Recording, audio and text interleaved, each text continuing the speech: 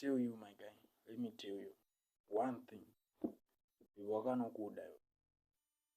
anokuda mupe rudo semadiro anongokuita so ona. Usafunga kuti nyore kuposta paTikTok, kuposta Facebook, wherever,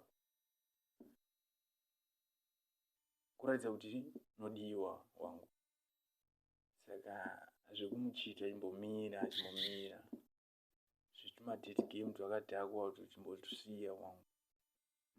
Tita munhu wane titayo kuti uzive munhu wako.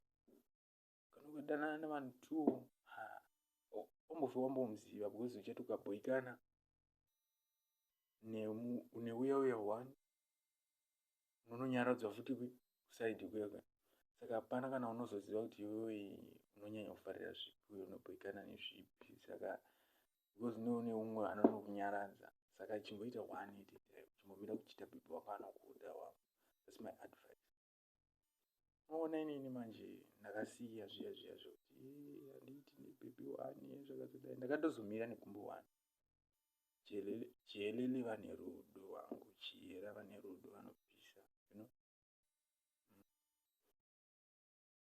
Kanondipinza mune rimwe gear kuti ndombozvitsunya kuti ndini here ndiri mulove. Wambosvika palevel rekuzvitsunya kuti ndini here.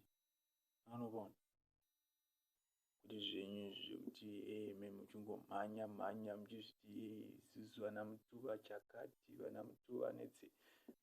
Muchitova chiko chimbomirai, zvisasimbisa shure nechipupo, you know.